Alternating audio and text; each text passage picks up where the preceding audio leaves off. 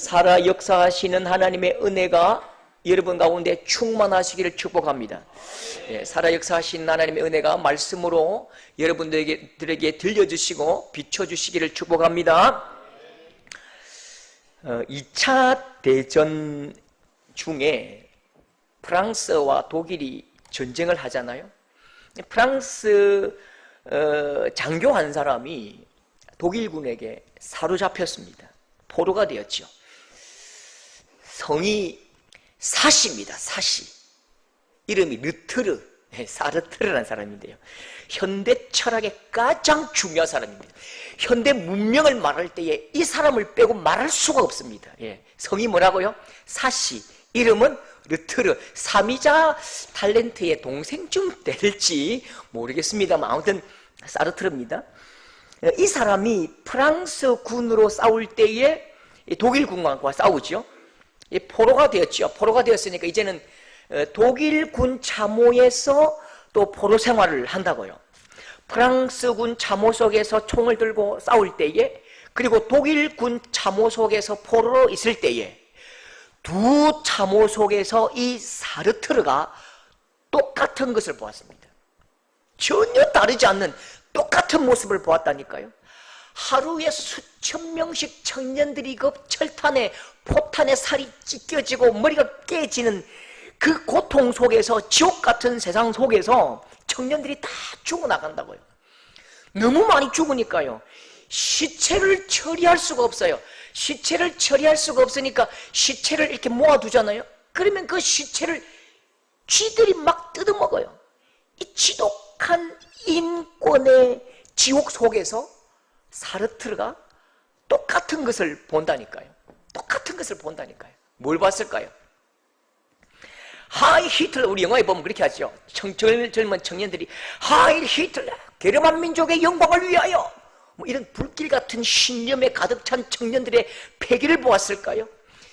뜨거운 심장, 내가 반드시 전민족을 정복하고야 말겠다, 뜨거운 열정과 그 기백을 보았을까요? 사상의 목숨을 바치는 청년들의 열기나 군가 소리, 높은 산 깊은 곳, 적막한 산악 돌격 앞으로, 이걸 보았을까요? 애국심요? 절대 아닙니다. 프랑스군 참호 속에서도 독일군 참호 속에서도요, 그런 걸 본 게 아니고요, 똑같은 것을 보았다니까요. 어떤 모습일까요? 바로 이 그림입니다. 지금 독일군이 울고 있잖아요. 어머니, 엄마 저 살고 싶어요. 어머니 보고 싶어요. 어머니 좀 보고 싶어요. 어머니 저 좀 살게 해주세요. 어머니 저를 왜 기도해 주세요. 너무 두려워요. 무서워요. 살고 싶다고요. 나는 살고 싶다니까요. 나는 행복하고 싶어요. 나는 학교에서 공부도 하고 싶고 친구들과 연애도 하고 싶고 다뉴브강 그 강가를 따라서 거닐고 싶다고요. 자연을 노래하고 싶다고요.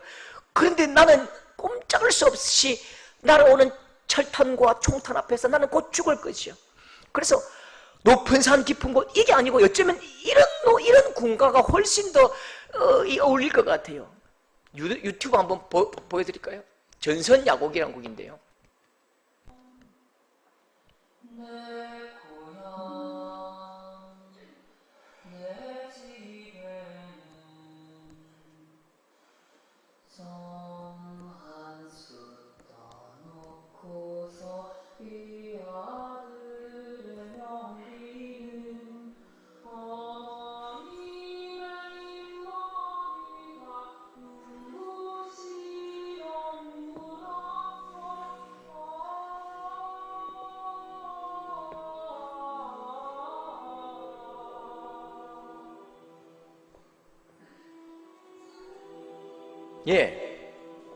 이게요, 높은 산 깊은 곳, 이런 게 아니고요, 이 절박한 죽음의 공포 앞에서 정한수 떠놓고서 이 아들의 명비는 어머님의 흰머리가 눈부시게 울었어.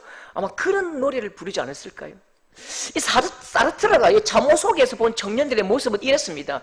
나는 살고 싶어요. 어머니가 보고 싶어요. 어머니가 보고 싶어요. 나 배고파요. 그게 이 청년들의 이 잠옷 속에서의 실존의 모습입니다. 그런데 화면으로 비출 때는요, 히틀러가 그걸 쓸 때는요, 프랑스 드골이 그걸 돋보일 때는 마치 막 전쟁의 전의에 불타는 전사로 그리는 거예요. 속임수죠. 화면은 속이 있는데 나는 진짜 살고 싶다고요. 나는 살고 싶어요. 내가 살기 위해서, 내가 살고 싶어서 살기 원하는 또 다른 저 독일의 청년들을 향해서 방아쇠를 당겨야 되고요. 내가 쏜 철탄은 살고 싶은 또 다른 한 사람의 생명을 끊어버리는 거죠. 보십시오. 히틀러가 약속한 뭐 아리아인의 영광, 게르만 민족의 영광, 그게 뭔데요? 그거 이해하는 청년이 어디 있습니까? 사실은 몰라요. 그냥 끌려왔다니까요. 히틀러 얼굴도 못 본 청년들이 그 절반 이상, 아니 전부 다 얼굴을 못 봤겠습니까? 애국, 민족, 위대한 제국 건설, 그게 뭔데요? 나는 제국의 애국자로 살고 싶은 게 아니라 어머니 아들로 살고 싶다고요. 그런데 그 사상이 뭔지, 정치가 뭔지, 제국이 뭔지, 애국이 뭔지 모르지만, 그 땅이 뭔지 모르지만, 여러분, 나는 살고 싶어요. 그게 나의 실존이고, 어머니를 보고 싶은 나의 그 실존, 나의 내 참 마음을 짓밟아버리고 나를 죽이는 것이 있다는 것을 깨닫지요. 여러분, 사르트르가 참 중요한 것들을 발견합니다. 나는 살고 싶은데 나의 실존과 나의 인격을 방해하는 악한 그 권력이 있다는 것을 깨달아요. 그게 뭘까요? 자기 권력을 유지하기 위해서 힘 있는 자들이 만든 의미 없는 절대 가치, 절대 규칙, 절대 담론, 이 거대한 담론들이요, 나의 소소한 삶을 다 짓밟아 버리고요, 내 행복을 막 강탈해 가버려요. 그러면서 그 거대 담론에 나의 목숨을 그냥 다 끊어놓고 나의 행복을 다 짓밟아 놓고 나에게 순교자요, 애국자요 그렇게 둔갑시키고요, 권력자들이 붙여준 그 달달한 이름, 그 이름에 만족하면서 나는 죽어가는 거죠. 권력자들 그렇게 말해요. 세상의 그 지배자들 그렇게 말한다고요. 이렇게 거대한 위대한 일들을 위해서 넌 죽어도 돼. 그렇게 죽는 게 멋진 죽음이야. 그렇게 멋진 죽음이면 네 새끼나 죽이지, 네 아들이나 죽이지. 남의 아들이라고 함부로 말하면 안 되지요. 그렇게 남의 아들을 죽음으로 몰아간다고요. 지금도 러시아 저 푸틴 저 친구 보십시오. 하루에 수천 명 아들이 죽어나거든요. 내 아들 아니거든요. 내 아들 아니니까 막 밀어붙이는 거죠. 그냥 총알바지로 보낸다고요. 여러분, 굉장히 중요한 이야기 해볼게요. 이거 볼펜이잖아요. 볼펜이죠. 네 이름 뭔데? 볼펜요. 이걸 어려운 말로 실존이라고 이야기합니다. 네 뭐에 쓰는데?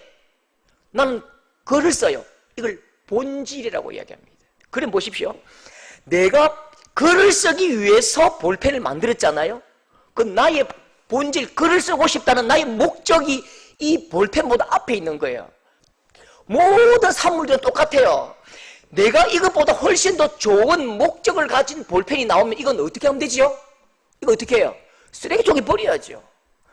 산물은 본질이 이 나의 존재보다 앞선다고요. 그래서 이게 필요 없으면 버려도 돼요. 이것보다 더 좋은 게 나오면 그냥 버리고 쓰레기통에 던져 넣으면 된다고요.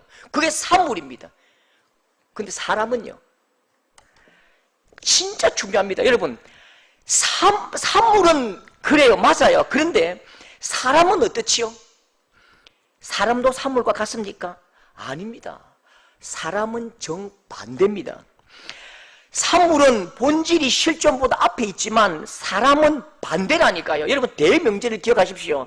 사람은 실존이 본질이 앞서 있습니다. 사람은 실존이 본질보다 앞에 있다고요. 그 말이 무슨 말이냐면 필요 때문에 태어나는 사람은 없어요. 용도가 있어서 태어나는 사람은 없는 거예요. 사람은 태어나서 필요를 창조하고 목적을 결정한다고요. 왜요? 하나님께서 창조자께서 우리를 창조자의 형상으로 만드셨거든요. 우리가 굉장히 지고한 가치가 있기 때문에 먼저 태어나 보니까 내 필요에 의해서 목적을 만들어가는 거지, 내가 목적이 있어서 이유가 있어서 태어난 사람은 없다니까요. 여러분, 자녀를 두신 분 알잖아요. 자녀 앞에, 야, 내가 나 낳은 이유가 뭔지 알아? 내가 너 낳은 이유가 뭔지 알아? 너 판사 만들려고 내 낳았어. 너 의사 만들려고 내 낳았어. 이런 부모가 있습니까? 그런 부모는 없는 거예요. 사람은 아빠 엄마의 사랑의 열매로 태어납니다. 굳이 태어난 목적을 그래도 말하라면요, 당신은 사랑받기 위해 태어난 사람. 그렇죠? 사람은 사랑으로 태어났고 사랑받기 위해 태어났지요. 목적이나 이유 때문에 태어난 게 아니라니까요. 여러분, 사람의 존재가 얼마나 큰지 아십니까? 사람은 굉장히 큰 존재입니다. 위대한 존재지요. 목적보다 천배만 배 크고 귀한 존재이기 때문에 내가 목적을 창조한다고요. 내가 하고 싶은 것, 내가 원하는 것, 내가 소원하는 것, 그게 나의 본질이고 내 뒤에 따라온다니까요. 내가 나의 용도를, 내 목적을 스스로 창조해낸다니까요. 여러분, 성도들에게 제가 세계관과 교리를 가르치면서 성도들이 정말 잘못 알고 있는 것 하나가 있었습니다. 그게 뭐냐면요, 여러분 잘 정리해야 됩니다. 하나님은 우리를 만드실 때에 목적을 가지고 우리를 만드신 게 아니에요. 하나님은 우리를 하나님의 형상으로 세상에서 가장 귀중한 존재로 우리를 낳으시고 지으셨습니다. 여러분, 하나님께서 우리를 혹시나 목적이 있다면 우리를 사랑해서 창조하셨고 사랑하기 위해서 만드셨고 사랑하기 위해서 우리와 교제하기 위해서 우리를 지으신 거지요. 그래서 여러분, 저는 이렇게 기도하는 청년들 많이 봤습니다. 어떻게 저에게 이렇게 그 기도 요청하냐면요, 목사님, 하나님께서 저를 창조하신 목적이 뭘까요? 저는 이렇게 기도해요. 하나님, 나를 창조하신 목적이 무엇입니까? 내가 필요한 곳 알게 해주세요. 나를 창조하신 그 목적을 내가 알게 해주세요. 그러면 순종하겠습니다. 이런 기도를 하나님께서 들으실 때에 얼마나 하나님께서 답답해 하실까요? 하나님께서 이런 푸념을 하지 않으실까요? 야야, 네가 물건이가, 네가 물건이가, 너는 창조자의 형상으로 네가 너의 삶의 이유와 목적을 네가 한번 만들어 봐. 나는 창조자로 나의 형상으로 너를 지었어. 네가 한번 목적을 만들어 봐. 그렇게 하나님께서 가슴을 치면서 우리 청년들에게 답하실 것 같아요. 여러분, 하나님께서 우리를 만드신 실존이 뭐지요? 하나님이 우리를 어떻게 만드셨지요? 여러분, 에베소서 2장 10절을 보시면요, 함께 우리 읽어볼까요? 시작! 우리가 한글 표현은 우리는 그가 만드신 바라, 이렇게 기록되어 있죠. 실제 이 말은요, 너는 나의 노래야, 너는 나의 기쁨이야, 너는 나의 시야, 이런 뜻입니다. 스바냐 3장 17절도요, 같이 한번 봅시다. 시작! 그가 너로 말미암아 기쁨을 이기지 못하시며 너로 말미암아 즐거이 부르며 기뻐하시리라. 예, 하나님께서 사람을 보시는 그 마음이 이렇다니까요. 너로 말미암아 기쁨을 이기지 못하시며 너로 말미암아 내가 즐거이 춤을 추면서 네 이름 부르면서 기뻐한대요. 시편 2장 7절도요, 너는 내 아들이라 오늘 내가 너를 낳았도다. 여러분, 사람은 실존이 본질보다 앞섭니다. 사람이 꽃보다 아름답고요, 모든 사람은 별에서 온 그대. 너무너무 어떤 표현을 써도요, 어떤 언유를 붙여도 그 말이 사람을 담을 만큼 큰 단어가 없다니까요. 사람이 굉장히 존귀합니다. 사람이 하나님은 아닌데요, 사람은 하나님의 형상이요, 하나님의 꿈이 사람이요, 하나님의 모든 마음을 사람에게 주신 거죠. 그가 외모적으로 외형적으로 얼마나 많이 가졌느냐 배웠느냐 하나도 관계없어요. 모든 생명은 하나님의 창조자요, 하나님의 형상이요, 하나님의 사랑이요, 하나님의 꿈이 있는 귀한 인생입니다. 그런데 이 세상의 지독한 악이 있어요. 세상의 지독한 악은요, 하나님께 가장 소중한 것을 가장 천하게 학대하고 가장 비참하게 다루는 것이죠. 그게 악입니다.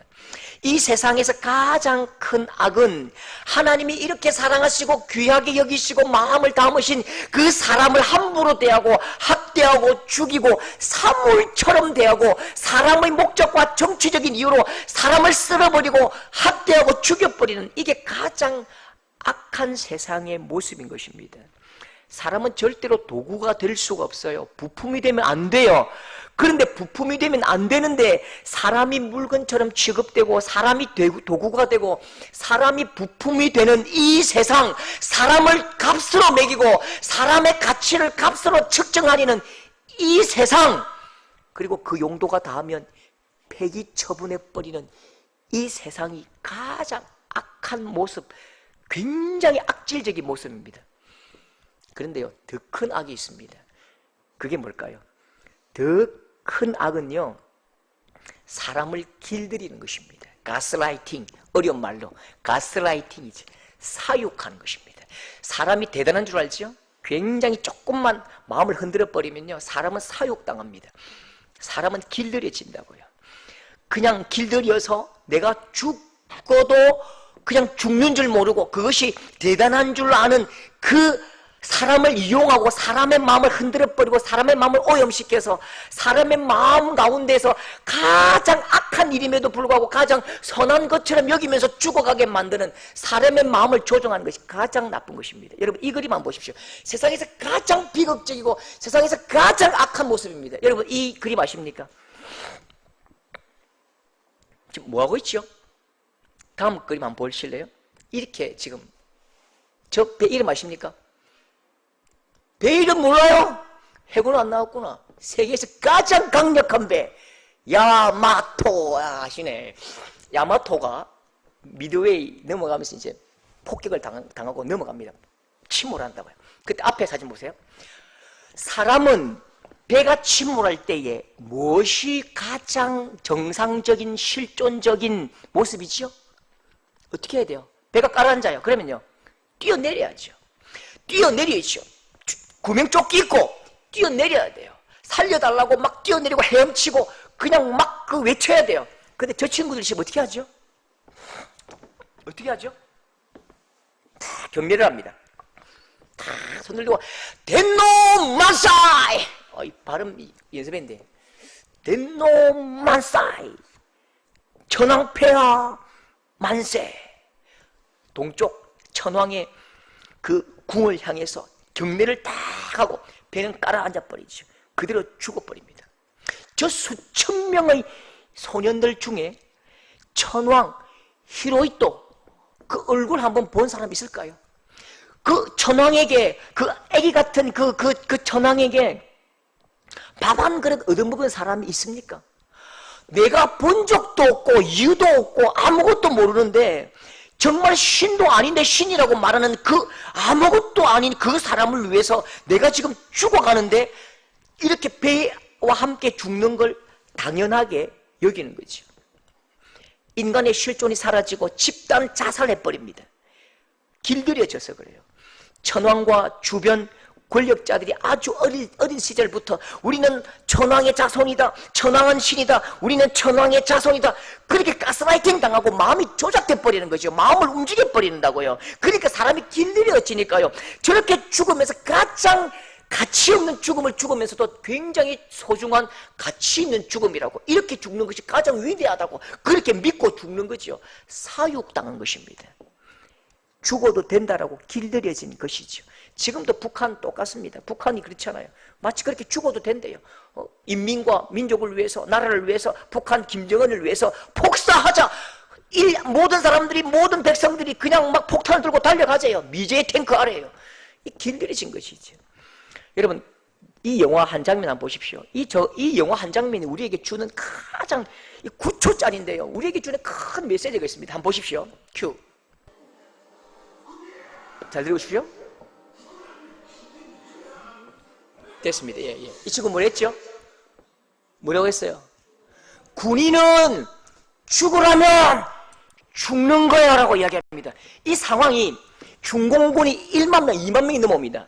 중공군 2만 명이 넘어온다고요. 그러면 저 중대, 대위죠, 대위. 대위는 중대죠. 중대가 몇 명이죠? 120명. 육군 나왔구나. 중대 120명에서 2만 명을 못 이길 수가 없는 거예요. 2만 명이 내려오면 중대병력이 막을 수 없기 때문에 주인공은 빠지자고 합니다. 빠져서 후퇴하고 다시 전열을 가다듬어 힘을 다해서 그렇게 다시 한번 공격하자고 하는데, 저 중대장이 연대에 전화를 하고 연대장, 사단장 모르니까요, 사수하라! 목숨을 걸고 사수하라 하니까 그 반대하는 자기 부하를 향해서 군인은 죽으라면 죽는 거야. 나중에 주인공이 이 중대장을 쏘아 죽여버립니다. 그리고 말합니다. 살아야 돼. 어머니 기다리시잖아. 살아야 돼. 살아라고. 우리는 살아야 돼. 그렇게 후퇴하거든요. 군인은 죽으라면 죽는 거야. 누가 나를 죽으라고 명령할 수 있죠? 누가 나를 죽으라고 명령할 수 있죠? 절대로 2만 명 앞에서 이길 수 없기 때문에 잠시 후퇴해야죠. 근데 누군가가 죽으라고 하니까 내가 죽는데요. 여러분, 이 영화에서 묻고 있는 것은요, 누가 나에게 죽음을 명령할 수 있는가? 살고 싶다고요. 우리는 살고 싶다고요. 살고 싶은데 누가 나에게 이 죽음을 명령할 수 있는가? 나에게 죽음을 명령할 수 있는 이 보편적인 거대 담론을 담대하게 내 마음의 본성으로서 항거하라는 거죠. 누구도 내가 죽어도 되는 생명은 없는 거예요. 내가 죽어도 되는 생명은 없는 거예요. 마지막에 저 영화의 한 주인공이 죽거든요. 어떻게 죽는지 아십니까? 사랑을 위해서 죽어요. 내가 진짜 사랑하는 사람을 위해서 내가 내 마음으로 목숨을 바칠지언정 누구도 어떤 권력도 나를 향해서 죽으라고 말할 수 없다라는 아주 중요한 메시지를 주는 거죠. 자, 이제 말씀 들어갑니다. 사울이 죽었습니다. 오늘 말씀 처음 읽었던 그 부분에 사울이 죽었어요. 사울이 죽으면 다윗이 왕이 된다는 것은 그냥 누구나 다 아는 사실입니다. 그러니까 사울이 죽었다는 소식에 유다 지파가 빠르게 움직입니다. 유다가 빠르게 움직여서 다윗을 왕으로 세우죠. 4절 보십시오. 유다 사람들이 와서 다윗에게 기름을 부어 유다 족속의 왕으로 삼았더라. 사울이 딱 죽자마자 이 다윗을 왕으로 삼았습니다. 그러면 절대로 하지 말아야 할 행동이 있습니다. 그게 뭘까요? 이때는 줄을 잘 서야 돼요. 최근에 국회의원 선거할 때도 재미있는 말이 하나 뜨대요. 비명횡사. 이재명계는 죽는다, 뭐 그런 말들이 있더라고요. 똑같잖아요. 보십시오. 줄 잘 서야 돼요. 절대로 손대지 말아야 할 것이 있어요. 그게 뭘까요? 사울의 시체입니다. 사울의 시체가 토막토막 나가지고요, 지금 땅바닥에 막 널브러져 있다고요. 사울의 장례를 치르면 나는 사울을 따르는 사람이라고 내가 오해받기 쉽지요. 눈치가 있으면 다윗 만세를 부르고 사윗의 시체를 발로 걷어 차버려야지요. 그런데 사울의 토막난 시체를 거두어서 장례를 치르는 사람들이 있다고요. 정치적인 계산보다 한 인생 한 생명의 죽음이 안타깝고 장례 치러 주고 싶은 그 사람들이 있었다고요. 사람에 대한 연민, 사람에 대한 사랑이 큰 사람이 있었다고요. 사람을 사랑하고 긍휼히 여기는 그 마음이 정치적 두려움보다도 더 큰 사람들, 그 사람들이 누구지요? 4절 말씀 다 같이 시작.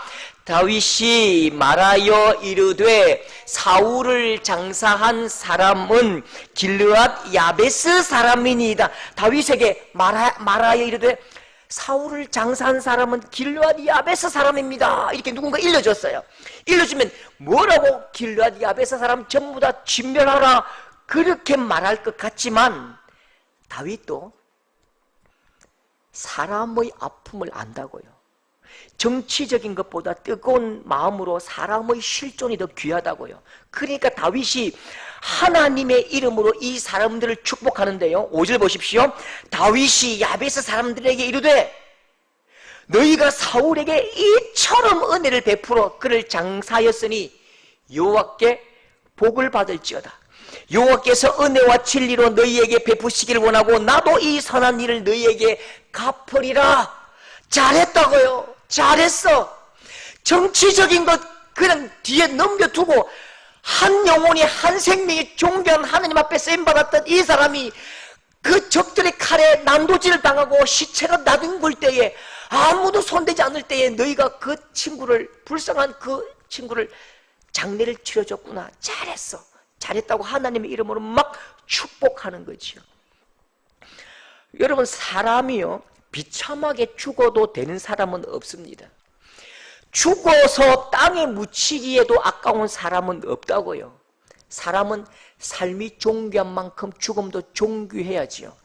사람의 생전 행동이 어떠했든지 인간의 그 소멸을 안타깝게 여기고 그 사람에게 하나님의 이름으로 장례를 치러주는 그 사람들을 오늘 다윗이 크게 축복합니다. 다윗이 이렇게 크게 복을 빌어주고 축복을 선포한 일이 없습니다.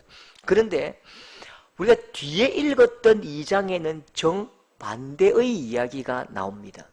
사울이 죽었고 힘은 이미 기울어졌습니다.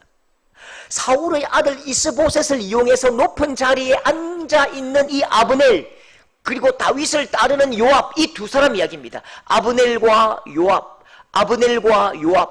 싸우지 않아도 돼요. 이미 사울 죽었고요. 다윗 왕으로 됐습니다. 그냥 싸우지 않아도 돼요. 다윗이 전쟁하지 않은 이유가 무엇입니까? 내가 전쟁하면 또 누군가의 어머니의 아들이 또 죽어나가거든요. 그러니까 이 다윗이 기다렸다고요. 그래서 전쟁을 포기했다고요. 여러분, 그런데 오늘 이 두 사람은 전쟁을 하는데요, 너무너무 이상한 모습으로 전쟁을 합니다. 14절 보십시오. 14절 같이 한번 읽어볼까요? 14절 시작. 아브넬이 요압에게 이르되 원하건대 청년들에게 일어나서 우리 앞에서 겨루게 하자. 무슨 말입니까? 12명씩 한번 뽑아서 한번 싸움은 붙여보자는 거죠. 그래서 어떻게 됩니까? 15절 16절요. 사울의 아들 이스보셋의 편에 12명이요 다윗의 신복 중에 12명이라 각기 상대방의 머리를 잡고 칼로 상대방의 옆구리를 찌르니 일제히 쓰러진지라. 이때 칼은 철기가 아니라고요. 청동기입니다. 청동기는 이 찔러도 잘 안 들어가고 날카롭지 않고 사람의 근육과 뼈를 찔러내지 못한다고요. 그러니까 철기는 먼저 찌르면 이기지만 서로 잡고 서로 찌르니까요, 24명이 동시에 탁 죽어버리는 거지요. 각기 상대방의 머리를 잡고 칼로 상대방의 옆구리를 찌르며 일제히 쓰러진지라. 예, 이쪽에서 찌르고 다 죽어버렸습니다. 24명의 청년들이 그 자리에서 죽었습니다.